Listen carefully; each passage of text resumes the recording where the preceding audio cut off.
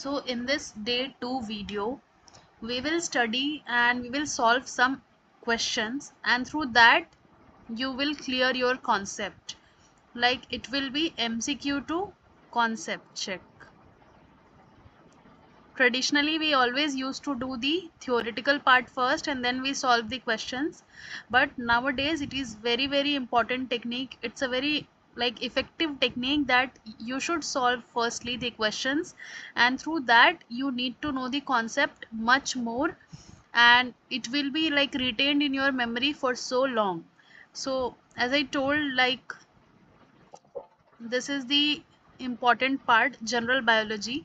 So firstly we will focus on this general biology part. It means we will solve some questions from general biology, that is from biochemistry. Some questions will be from biochemistry, microbiology, molecular biology, cell biology, mix, पूरा mix question हम solve करेंगे. Then we will, ये session at least हम चलाएंगे पूरा 2 से not 2, 3 to 5 दिन का सेशन ये चलेगा, ताकि इससे क्या हो, कहीं अगर आप लाइफ साइंसेस भी अटेम्प्ट कर रहे हो या बायोटेक भी अटेम्प्ट कर रहे हो तो आपको क्या हो, क्वेश्चंस बने, और इससे आपका जो बेसिक है वो क्लियर हो जाएगा. बेसिक्स क्लियर होने के बाद में हम जाएंगे इधर. So let's start.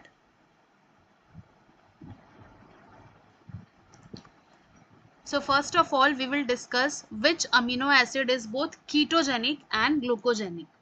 So this is an again an important question. यानी बायोकेमिस्ट्री में हमेशा अमीनो एसिड जो टॉपिक है उससे क्वेश्चंस हमेशा देखने को मिलते हैं कि कौन सा अमीनो एसिड पॉजिटिवली चार्ज है, कौन सा अमीनो एसिड जो है वो नेगेटिवली चार्ज है, कौन सा एसिड है, कौन सा बेसिक है. ये सारे पे क्वेश्चंस हमेशा पूछने को आता है. So question is which amino acid is both ketogenic and glucogenic. So ketogenic और ग्लूकोजेनिक से क्या लेना देना है. कीटोजेनिक का मतलब होता है, जो कीटोजेनिक होंगे वो क्या होंगे, ketogenic amino acids are amino acid that form acetyl coenzyme A. ये क्या बनाएंगे, एसिटिल कोएंजाइम ए बनाएंगे. एंड जो ग्लूकोजेनिक होते हैं वो क्या करेंगे, these are those amino acid that can be converted into glucose via gluconeogenesis. यानी जो अमीनो एसिड ग्लूकोज में कन्वर्ट हो जाएंगे through the process of glucose formation. का प्रोसेस क्या होता है, ग्लूकोनियोजेनेसिस. ग्लूकोनियोजेनेसिस के थ्रू जो अमीनो एसिड ग्लूकोज में कन्वर्ट हो जाएंगे उसे बोलेंगे ग्लूकोजेनिक. एंड जो क्या होगा, जो एसिटिल कोएंजाइम ए बनेगा वो क्या हो जाएगा, कीटोजेनिक हो जाएगा. तो यहाँ पे कौन सा कॉन्सेप्ट पूछा गया है, ग्लूकोजेनिक एंड कीटोजेनिक वाला कॉन्सेप्ट पूछा गया है. तो इसीलिए जो कीटोजेनिक बनेगा वो कीटोजेनेसिस में जाएगा, जो ग्लूकोज बनेगा वो ग्लूकोजेनेसिस में जाएगा. So the most important one is, question में पूछा है कि कौन सा अमीनो एसिड है जो कीटोजेनिक भी है ग्लूकोजेनिक भी है. So it is the isoleucine. Isoleucine is the amino acid which is both, यानी वो दोनों ही प्रोसेस करता है. सो अगर हम लोग लाइसिन की बात करें, लाइसिन और ल्यूसिन की, तो लाइसिन और ल्यूसिन क्या है, स्ट्रिक्टली कीटोजेनिक है, यानी वो ग्लूकोजेनेसिस नहीं करते, ग्लूकोज का फॉर्मेशन नहीं करते, वो एसिटिल कोएंजाइम ए बनाते हैं. सो इसीलिए क्या होगा, ये तो आंसर हो नहीं सकता, तो क्या कैंसिल हो गया, ल्यूसिन कैंसिल हो गया और लाइसिन कैंसिल हो गया. 50% ऑप्शन एलिमिनेट हो गया. नाउ ऑप्शन बचता है आइसोल्यूसिन एंड वैलिन. वैलिन क्या है, स्ट्रिक्टली ग्लूकोजेनिक होता है, it will form glucose eventually. So क्या होगा, ये ऑप्शन भी कट गया, बचा क्या, isoleucine. So isoleucine can produce both acetyl coenzyme A and succinyl coenzyme A that is glucogenic.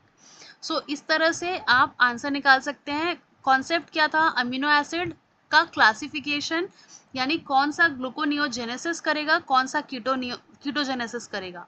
तो यहाँ एक क्वेश्चन से हमने और भी कॉन्सेप्ट पढ़े कि ग्लूकोजेनेसिस क्या होता है, कीटोजेनेसिस क्या होता है.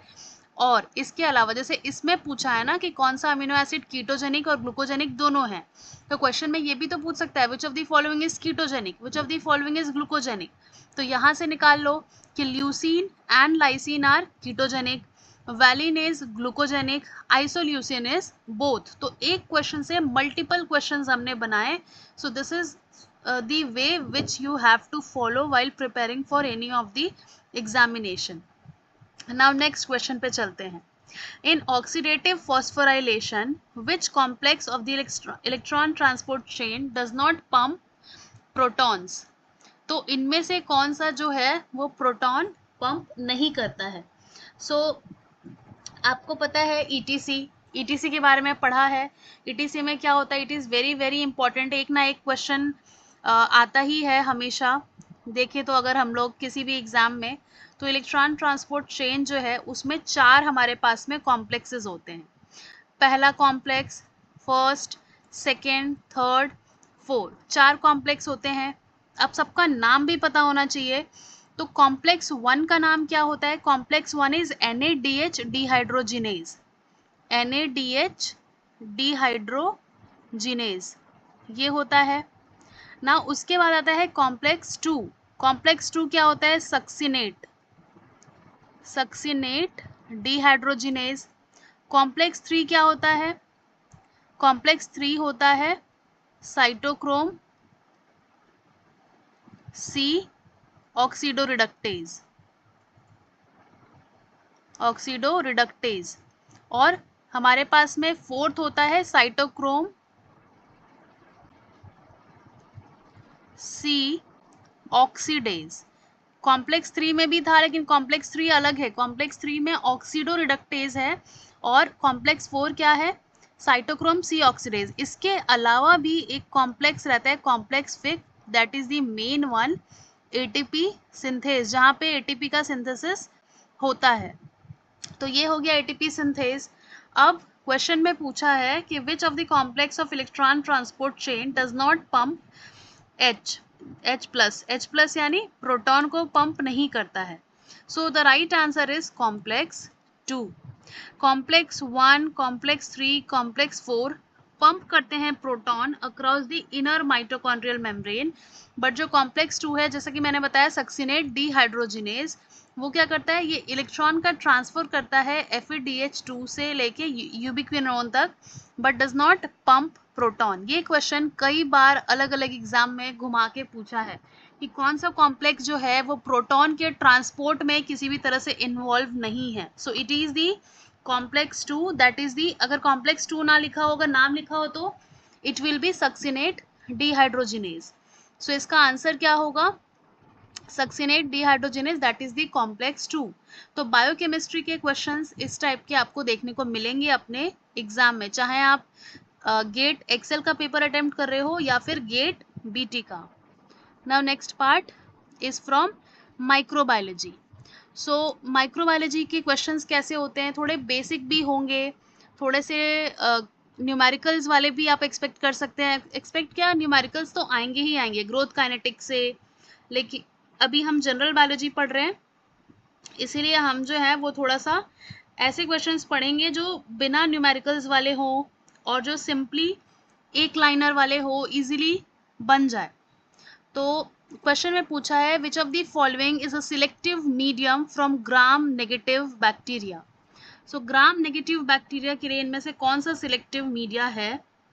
सो अगर इसका आंसर आपने पढ़ा होगा या आपको पता होगा, तो मैकॉन्की अगार is a specific media that will specifically allow the growth of gram negative bacteria। तो इससे क्या होता है? It is a selective and differential culture medium, जो कि किस लिए यूज होता है? टू आइसोलेट दी, किसके आइसोलेशन के लिए ये मीडिया काम आता है? ग्राम नेगेटिव के बैक्टीरिया के आइसोलेशन में ये मीडिया जो है वो काम आता है। Not blood agar, not nutrient agar, not chocolate agar. So ये क्यों इतना इम्पोर्टेंट है? ग्राम नेगेटिव बैक्टीरिया, जैसे कि जो ग्राम नेगेटिव में भी अगर स्पेसिफिक पूछ दे तो एंटेरिक बैक्टीरिया, एंटेरिक मतलब जो हमारे गट में रहते हैं। सो it is specific for growth of the enteric bacteria from clinical and food sample. अब इसमें क्या होता है, कैसे ये क्या करता है? So it contains bile salt, यानी जो हमारा ग्राम नेगेटिव बैक्टीरिया को ग्रो करवाने वाला जो मीडिया है, मैकॉन्की अगार है, it consist of what? It consist of bile salt. Bile salt and crystal violet उसमें होता है, जो कि क्या करता है? बाइल सॉल्ट और क्रिस्टल वायलेट जो रहता है वो ग्राम पॉजिटिव को इनहिबिट करेगा। तो ग्राम पॉजिटिव बैक्टीरिया इनहिबिट हो गया, it means only gram negative bacteria will grow. तो इसलिए हमको पता चलता है कि अगर उसमें कोई बैक्टीरिया ग्रो हुआ है तो it must be gram negative bacteria. अब लैक्टोज फर्मेंटेशन के लिए, जो लैक्टोज फर्मेंटेशन होता है तो हमें पिंक कलर दिखता है जो कि इकोलाई का होता है, एंड नॉन फर्मेंटेशन जो बैक्टीरिया होता है वो पेल दिखता है, सैल्मोनेला। यानी जो पिंकिश कलर का दिखेगा मैकॉन्की अगार पे वो इकोलाई होगा विच is a negative bacteria, gram negative bacteria. और अगर पेल कलर रहता है, लाइट कलर रहता है, वो होता है सैल्मोनेला। तो इस तरह से हम लोग आइडेंटिफाई करते हैं लैक्टोज फर्मेंटेटिंग बैक्टीरिया जो पिंक कॉलोनीज देता है, और जो नॉन लैक्टोज फर्मेंटर होगा जैसे कि सैल्मोनेला वो ऑफ वाइट कलर का देगा।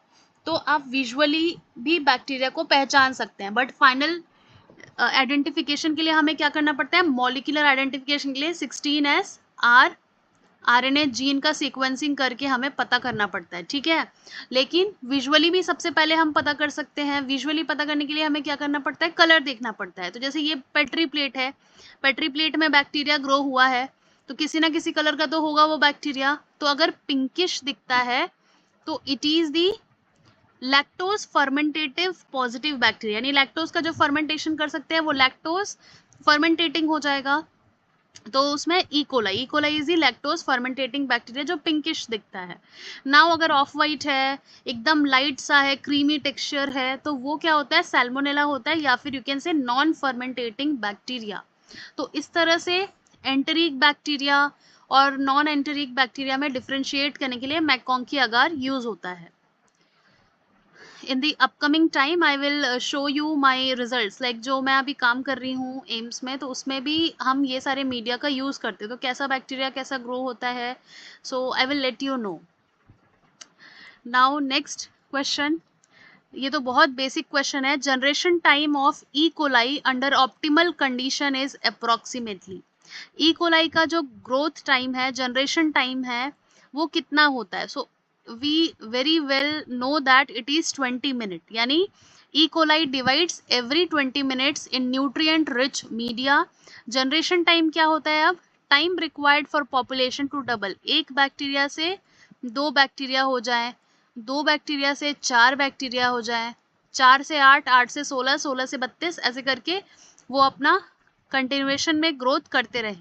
तो ये एक बैक्टीरिया से 2 कब होगा, ये 20 मिनट्स में होगा, ये उसके नेक्स्ट 20 मिनट्स में होगा। तो इस तरह से you can calculate the time. तो हमेशा जनरेशन टाइम पे कैलकुलेशन वाली चीज़ें पूछी जाती हैं। कैलकुलेशन वाली चीज़ें के साथ ही साथ थियोरेटिकल चीज़ें भी पूछी जाती हैं जो कि बहुत बहुत इम्पॉर्टेंट है। नाउ नेक्स्ट क्वेश्चन जो कि है मॉलिक्यूलर बायोलॉजी से। सो मॉलिक्यूलर बायोलॉजी से क्या क्वेश्चन है, which enzyme relieves super coiling during DNA replication in prokaryotes.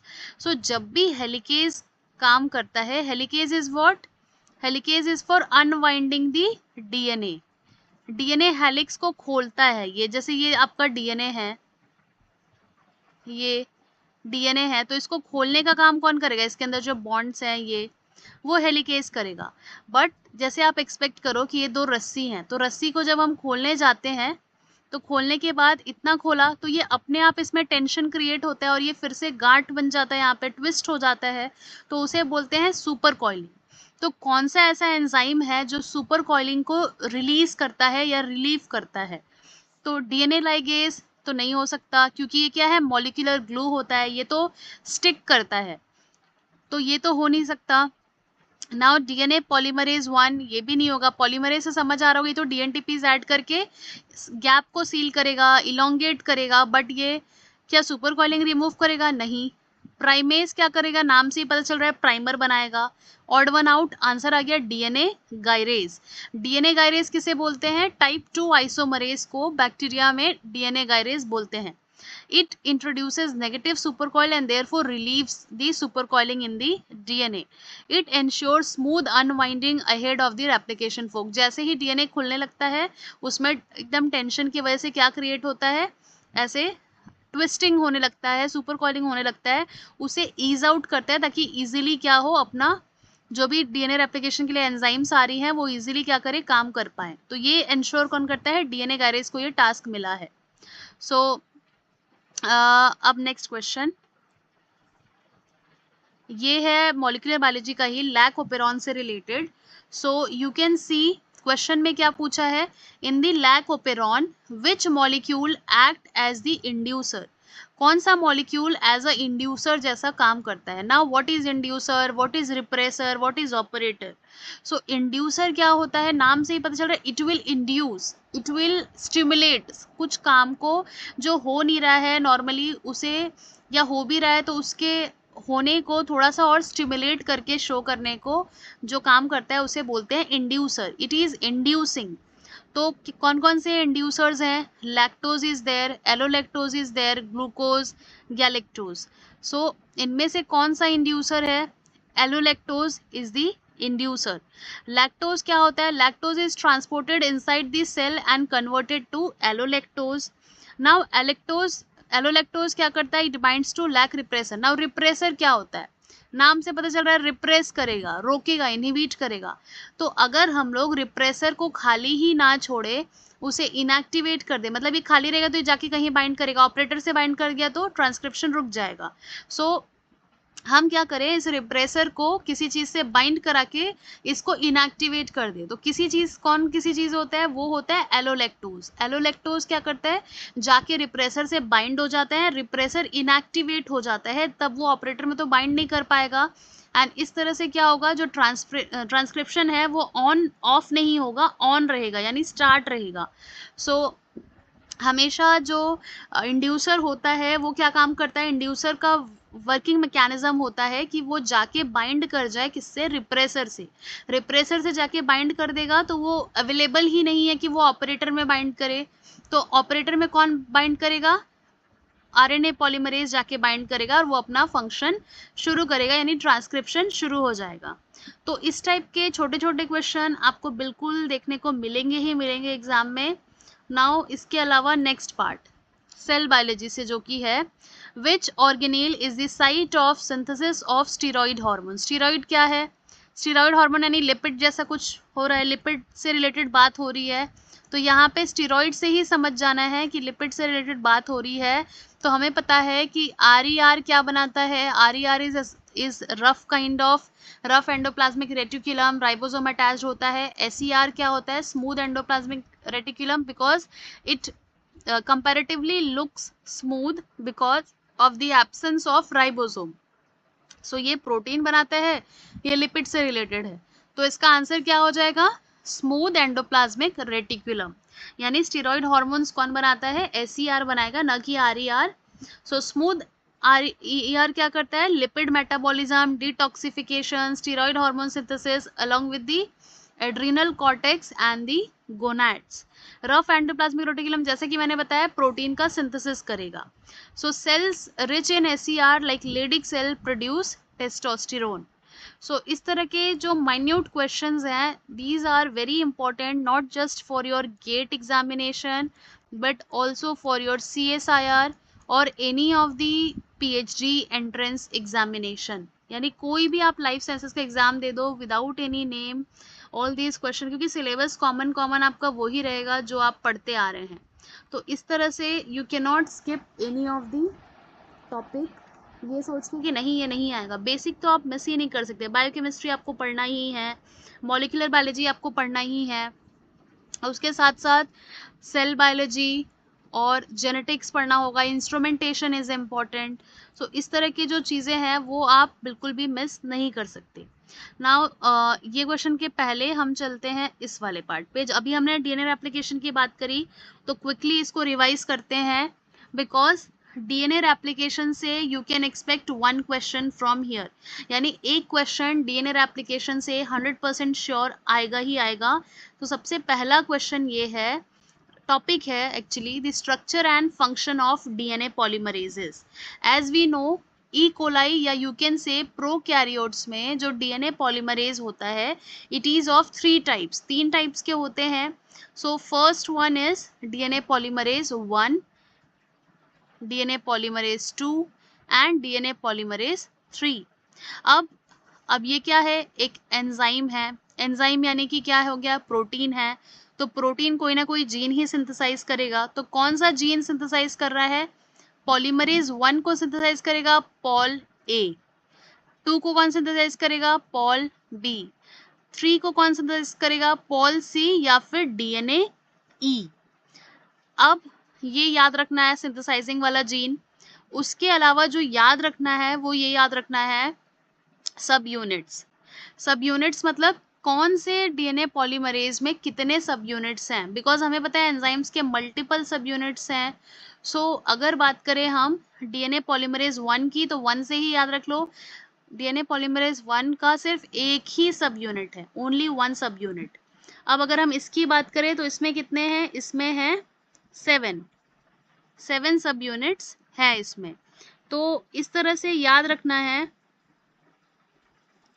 कि कौन से डीएनए पॉलीमरेज में कितने सब यूनिट है। जैसे मैंने बताया इसमें एक ही सब यूनिट है, इसमें 7 सब यूनिट है, एंड इसमें मोर देन और इक्वल टू 10, यानी 10 या 10 से ज़्यादा सब यूनिट होते हैं डीएनए पॉलीमरेज 3 में। तो याद रहेगा फर्स्ट में 1, सेकेंड में 7, थर्ड में मोर देन 10। तो इस तरह से याद रखना है। नाउ ये मॉलिक्यूलर वेट की बात हो गई, तो जिसमें जितना ज़्यादा सब यूनिट होगा उसका मॉलिक्यूलर वेट उतना ही होगा, यानी जितना बैग में सामान रखोगे वो बैग उतना ही भारी होगा। तो लाइकवाइज डीएनए पॉलीमरेज 3 में ज़्यादा सब यूनिट है, इसलिए ये सबसे हेवियर होता है। उसके बाद ये मीडियम साइज और ये लाइटर होता है, ठीक है। लेकिन डिफरेंस कहाँ पर आ जाता है? यहाँ पे देखो एक डैगर लगा हुआ है, यानी कायदे से ये हेवियर होना चाहिए। ये 7 सब यूनिट्स का है, ये सिर्फ एक ही सब यूनिट का है, but what is the difference? The polymerization subunit only. DNA polymerase 2 shares several subunit with DNA polymerase 3, including the beta, gamma, delta, delta dash, and chi and the psi subunit. तो इस वजह से क्या होता है, इसका जो मॉलिक्यूलर वेट है वो इससे क्या होता है? कम होता है फर्स्ट से। ये कितना है? 1,03,000 है, ये सिर्फ 88,000 है। और ये क्या है? 7,91,500। तो सबसे हेवियर कौन सा होगा? ये होगा, थर्ड होगा, फिर फर्स्ट होगा और ये सेकेंड वाला होगा कम वेट का। नाउ उसके बाद जो आता है वो आता है एक्सोन्यूक्लियस एक्टिविटी, यानी कि proof reading activity. Proof reading activity क्या होता है? यानी मान लो कि आप एग्जाम में पेपर दे रहे हो, एग्जाम का आंसर शीट आपने लिख लिया पूरा, आपके सारे क्वेश्चन 1 से लेके 35 क्वेश्चन है, लेट से क्वेश्चन 35 तक आपने लिख लिया, बट आप बैक जाके जब आपने चेक नहीं किया होगा, जब उसका रिजल्ट मिलेगा तो आपको बहुत कम मार्क्स मिलेंगे। तो उसका मतलब क्या है? आप क्या सोचोगे? अरे यार मैं काश पलट के एक बार क्रॉस चेक कर लेता कि क्वेश्चन नंबर तो कहीं गलत नहीं लिख दिया, आंसर तो कहीं गलत नहीं लिख दिया। So this is known as proof reading. Proof reading यानी डीएनए का जो सिंथेसिस हो रहा है वो 5 प्राइम से 3 प्राइम में हो रहा है। तो क्या कोई ऐसा मैकेनिज्म है जो बैक साइड जाके प्रूफ रीडिंग करे, यानी 3 प्राइम से 5 प्राइम में जाके चेक करे कि डीएनए में जो भी डीएनटीपीज ऐड हो रही है इज इट करेक्ट और मिसमैच? ए के साथ टी आना चाहिए and G should be pair with C. So if there is any mismatch, it means if A is bind to cytosine or G is bind to thymine or any else mismatch is there, कोई base modification हो गया, so all those checks needs to be done before the final synthesis. So एक synthesize करता है आगे की तरफ, एक पीछे जाता है और ये देखता है कि कहीं जो भी ऐड हुआ है DNTPs उसमें कोई मिस्टेक तो नहीं है। So this is known as the proofreading activity. तो प्रूफ रीडिंग एक्टिविटी किसे बोलते हैं? जो बैक साइड से हो, पीछे साइड से हो, 3 प्राइम टू 5 प्राइम, क्योंकि सिंथेसिस हो रहा है 5 प्राइम टू 3 प्राइम में, तो बैक साइड वाला क्या हो जाएगा? 3 प्राइम टू 5 प्राइम टू। इसे एक्सोन्यूक्लियस एक्टिविटी या प्रूफ रीडिंग कहते हैं। So it is available in all the 3 DNA polymerase. It means all the 3 DNA polymerases provide the exonuclease activity, that is 3 prime to 5 prime. So yes, yes, yes, तीनों में ही yes आएगा। Now the next one is 5 prime to 3 prime exonuclease activity. So it is only the function of DNA polymerase 1 and not the DNA pol 2 and DNA pol 3. So it is very very important कि क्या है इसका reason, क्योंकि जो Paul A होता है it has the 5 prime to 3 prime, यानी कि वो इधर फॉरवर्ड डायरेक्शन में भी क्या करता है? एक्सोन्यूक्लियस एक्टिविटी शो करता है, बट बाकी डीएनए पॉलीमरेजेस के पास ये फंक्शन नहीं है. So it is again a differentiator and exam में ये चीज आपको पूछ सकता है. नाउ इसके अलावा आता है ऑप्शन पॉलीमराइजेशन रेट. पॉलीमराइजेशन क्या होता है? पॉलीमराइजेशन मतलब क्या होता है? पॉलीमर्स एक के बाद एक ये ऐड होगा, जैसे ये एक है, अब इसमें मल्टीपल सब यूनिट्स लगने जाएंगी, फिर ये कैसा बन जाएगा? ये बहुत सारा, जैसे सिंगल सिंगल था, लेकिन अब सबको जोड़ जोड़ के आपने क्या बना दिया? आपने इसको पॉलीमर बना दिया. तो the formation of polymer is polymerisation. तो पॉलीमराइजेशन यहाँ पे कहाँ हो रहा है? न्यूक्लियोटाइड्स का एडिशन भी तो पॉलीमराइजेशन ही है ना. न्यूक्लियोटाइड्स का ऐड होके क्या बन रहा है? पॉलीन्यूक्लियोटाइड डीएनए बन रहा है. So it is again a polymerisation activity. तो कौन कितना जल्दी डीएनटीपीस ऐड कर सकता है? कौन कितना जल्दी फास्ट पेस से पर सेकेंड में किसके पास फास्टली डीएनए ऐड करने का फंक्शन प्रॉपर्टी है? So you can say the high polymerisation activity is of this one, DNA pol 3. यानी ये 250 से 1000 न्यूक्लियोटाइड पर सेकेंड ऐड कर सकता है, और ये मिडिल वाला, मीडियम वाला 40, और ये 16 to 20. तो सबसे ज्यादा पॉलीमराइजेशन रेट किसका होगा? पॉल 3 का होगा. नाउ सेम मैनर में प्रोसेसिविटी. प्रोसेसिविटी क्या होता है? Nucleotides added before polymerase dissociate.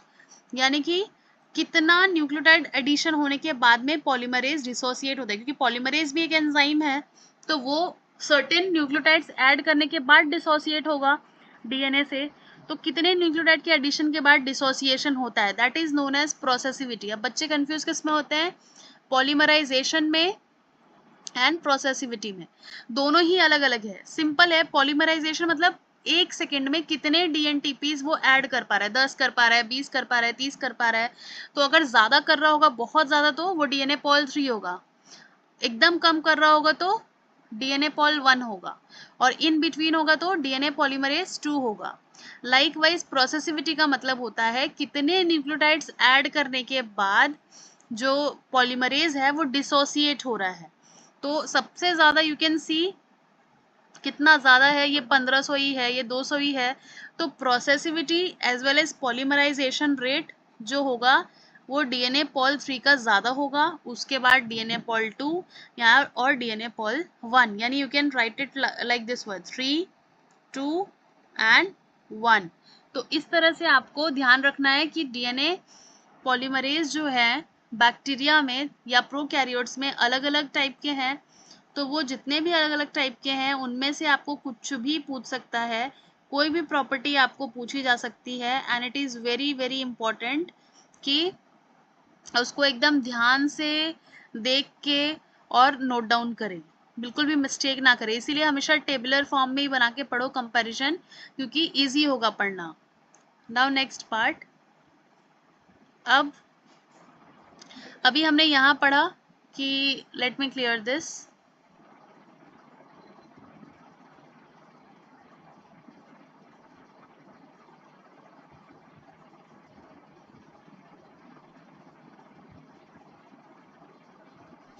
DNA polymerase 3 जो है it is of more than 10 sub unit, more than और इक्वल टू 10 सब यूनिट.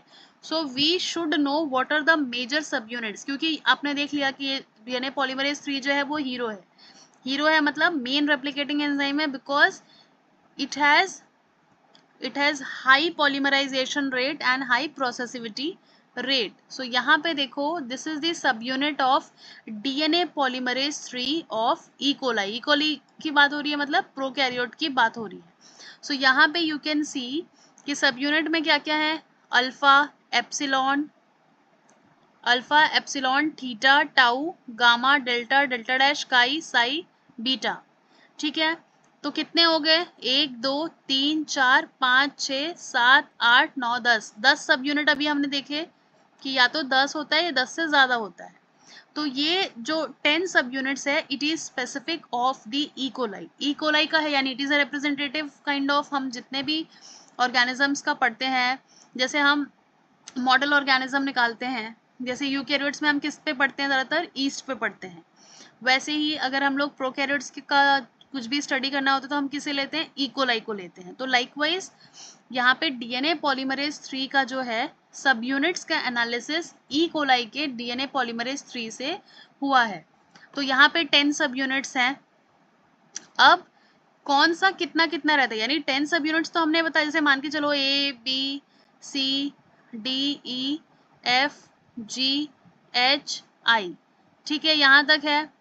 अब यहाँ तक होने के बाद जे, तो ए कितना है, बी कितना है, सी कितना है, तो बस डिफरेंस ये है कि ए बी सी की जगह यहाँ पे स्पेसिफिक नाम है, अल्फा डेल्टा थीटा टाउ ये सब है। तो कौन सा सब यूनिट कितना है पर होलो एंजाइम, यानी एक डीएनए पॉलीमरेज 3 में कितना अल्फा होगा, कितना एप्सिलॉन होगा, कितना थीटा होगा, कितना डेल्टा होगा, तो दो अल्फा होगा, दो एप्सिलॉन होगा, दो थीटा होगा और दो टाउ होगा। उसके अलावा जितने सब यूनिट्स है सब 1 होंगे एक्सेप्ट बीटा। बीटा क्या है, बीटा 4 होगा, यानी 4 सब यूनिट्स होंगे बीटा के। अब उसके अकॉर्डिंगली मॉलिक्यूलर वेट भी है यहाँ पे दिया हुआ। अब यहाँ देखो जीन, कौन सा जीन अल्फा सब यूनिट को सिंथेसाइज करेगा, कौन सा जीन एप्सिलॉन को सिंथेसाइज करेगा, वो स्पेसिफिकली मेंशन किया है। इम्पॉर्टेंट बात इनमें से क्या है, ये यहाँ पे जीन भी आपको पता होना चाहिए कि अल्फा कौन करेगा, पॉल सी यानी डीएनए ई बनाएगा। ये सारे क्वेश्चन सीएसआईआर में पूछा जाता है।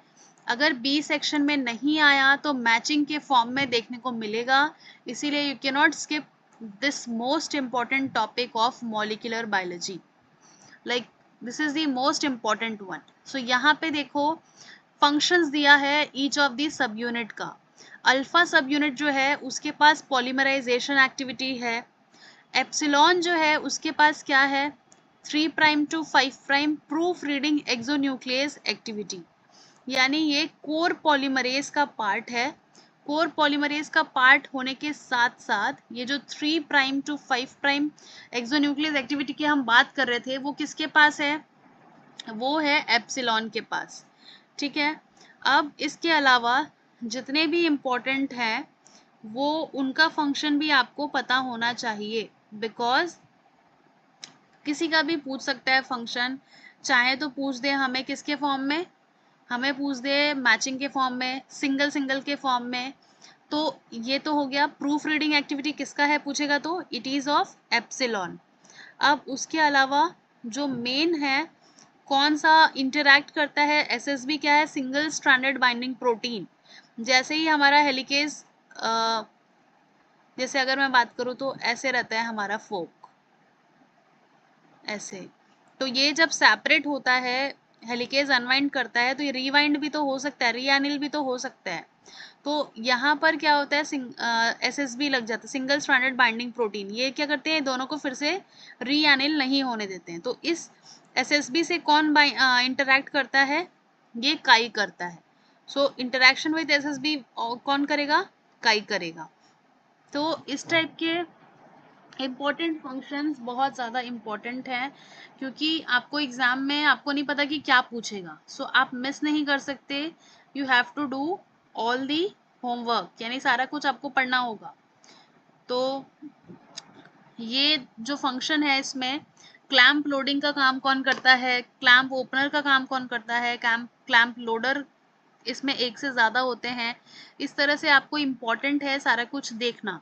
अभी हम क्या कर रहे हैं, हम क्विकली रिवाइज कर रहे हैं। जब हम एक्चुअल में डीएनए एप्लीकेशन जब पढ़ेंगे तो डायग्राम के साथ पढ़ेंगे कि कौन सा जो पोजीशन है कौन से सब यूनिट का वो कैसा होता है। सो अगेन ये एकदम ज़्यादा इम्पॉर्टेंट आने ही वाला क्वेश्चन है। इसको स्किप करके अगर आप सोचेंगे कि इसको छोड़ देते हैं तो काम नहीं बनेगा। अब ये क्या है, ई कोलाई रेप्लिकेशन फोक, यानी जब भी रेप्लिकेशन का जो प्रोसेस होता है डीएनए रेप्लिकेशन का in prokaryotes, so what are the major proteins available at the replication fork. So it is the single stranded binding protein, DNA B which act as a helicase, primase which is the DNA G protein, DNA polymerase 3, DNA polymerase 1, DNA ligase and DNA gyrase. So all of these are important proteins which are required to function at the replication fork in specifically E. coli. यानी ये सारे ही proteins, सारे ही enzymes और proteins कहाँ पे available होते हैं? E coli replication fork पे। सबका अलग अलग फंक्शन है। जैसे अगर हम बात करें हेलिकेज की, सबसे पहले फंक्शन हेलिकेज करता है, it will unwind the DNA double helix. उसके बाद क्या होगा? फिर ये प्राइमेज को बुलाता है कि प्राइमेज तुम आ जाओ, मैंने हेलिक्स को खोला है। अब प्राइमेज क्या करेगा? प्राइमर्स का सिंथेसिस करेगा। और इसके साथ ही साथ जैसे ही हेलिकेज अनवाइंड करता है, सिंगल स्ट्रैंडेड बाइंडिंग प्रोटीन का काम आ जाता है, क्योंकि फिर से रीएनिल हो सकता है। फिर डीएनए पॉलीमरेज 1 क्या करता है? पॉलीमराइजेशन स्टार्ट करता है। पॉलीमराइज डीएनए पॉलीमरेज 3 करता है, सॉरी, पॉलीमराइजेशन स्टार्ट। एंड जैसे ही पॉलीमराइजेशन स्टार्ट हुआ, हमें पता है एक लीडिंग स्ट्रैंड होता है, एक लैगिंग स्ट्रैंड होता है। तो जिस स्ट्रैंड पे हमारे ओकाज़ाकी फ्रैगमेंट्स बनते हैं, उसे सील करने का काम कौन करेगा? डीएनए लाइगेज करेगा। गैप्स को फिल करने का काम कौन करेगा? डीएनए पॉलीमरेज 1 करेगा। डीएनए गायरेज क्या करेगा? जैसे ही हेलिक्स अनवाइंड हुआ, हेलिकेज का काम हुआ, डीएनए गायरेज का काम हो जाएगा। तो इस तरह से सबका काम जो है वो असॉर्टेड है कि तुमको ये करना है, तुमको ये करना है, एंड सीक्वेंशियली अलॉटेड है, कि ऐसा नहीं कि स्कैटर्ड है, कौन कौन कब क्या करेगा किसी को कुछ पता नहीं है। No, every task is assign to each of the enzyme and protein factor. तो ये एक इम्पॉर्टेंट पार्ट था। नाउ ये क्वेश्चन देखो कैसे करना है, क्या करना है। ये किस पेपर का क्वेश्चन है? ये जो क्वेश्चन है वो गेट का ही क्वेश्चन है। Now it is very very important.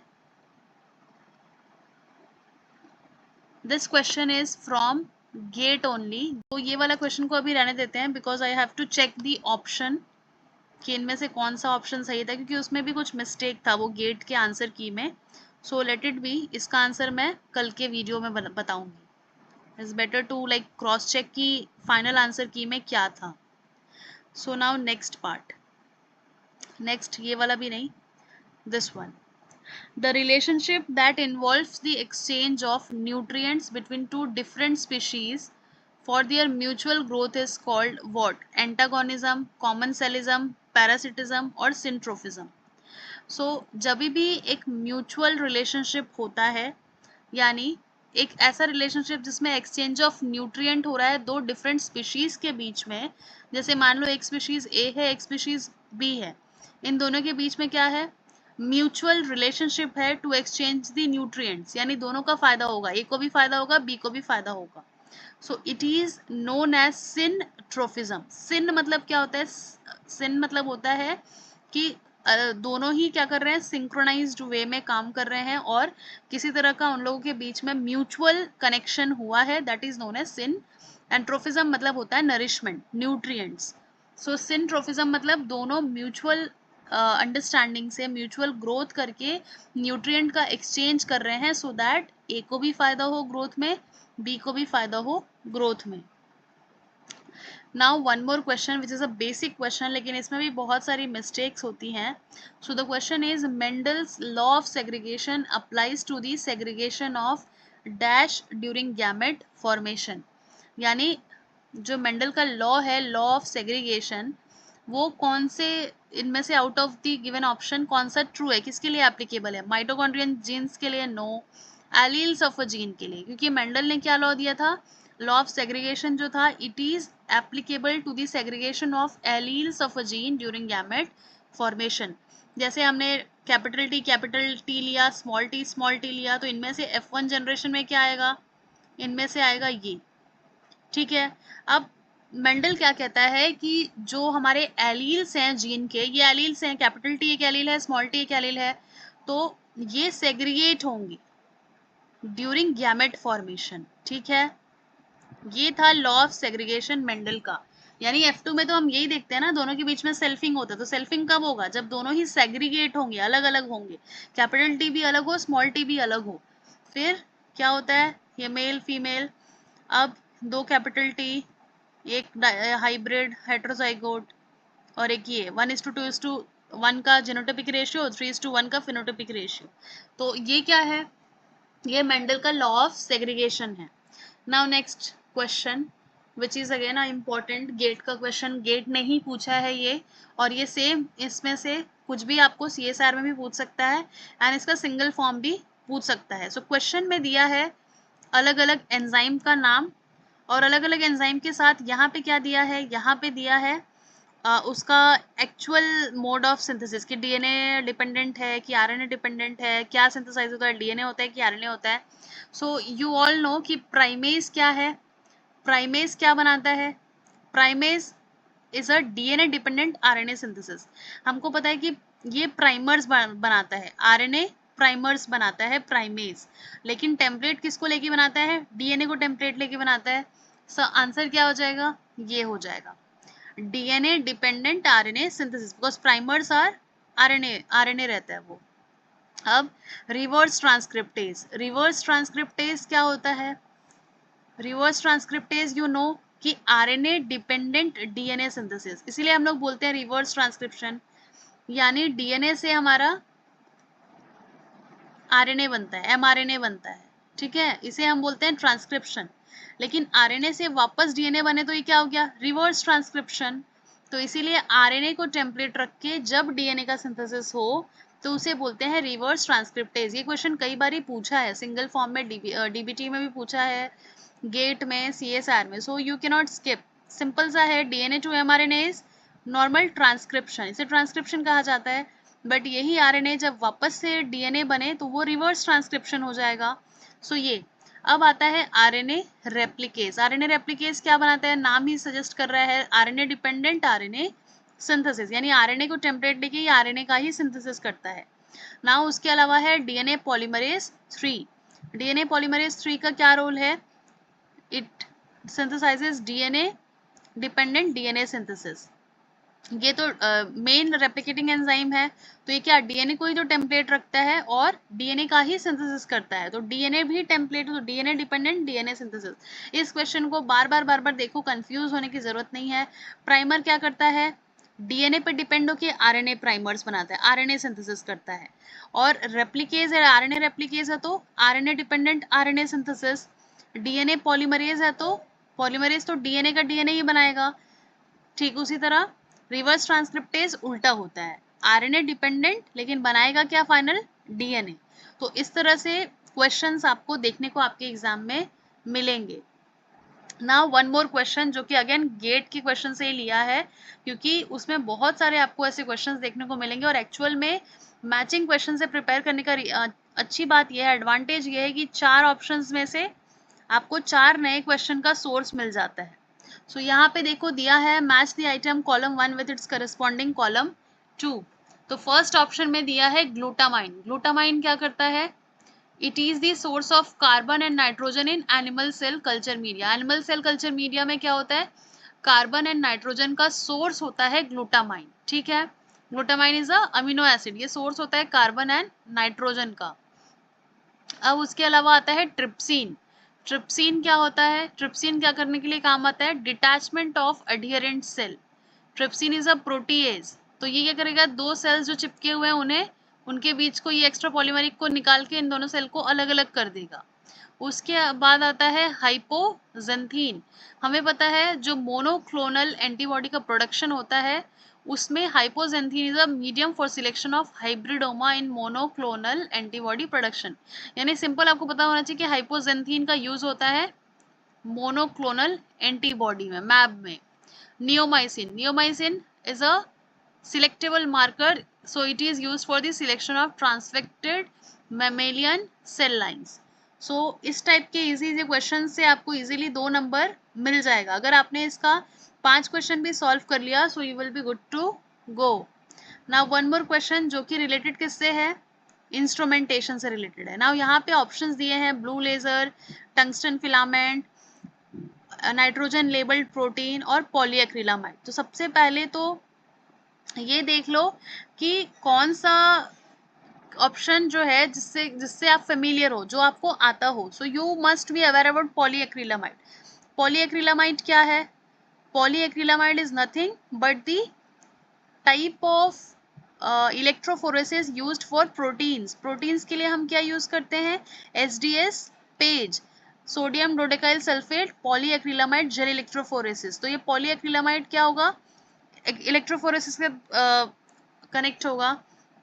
अब उसके अलावा इनमें से कौन सा जानते हो आप? इनमें से आप जानते होगे मे बी टंगस्टन फिलामेंट।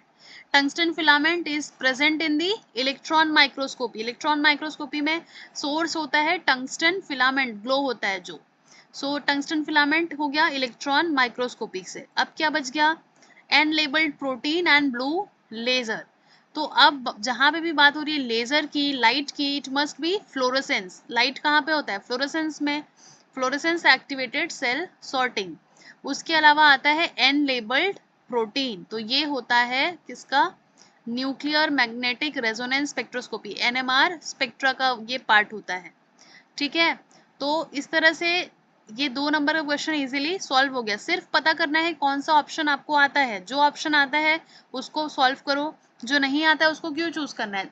इस तरह से ऑप्शन को एलिमिनेट करके पता करो। जैसे यहाँ पर ये देखे होते कि अगर आपको पॉलीएक्रिलामाइड का पता है तो S का 3 कहाँ कहाँ दिया है? S का 3 इसमें दिया है और इसमें दिया, यानी कि ये क्रॉस हो गया, ये क्रॉस हो गया।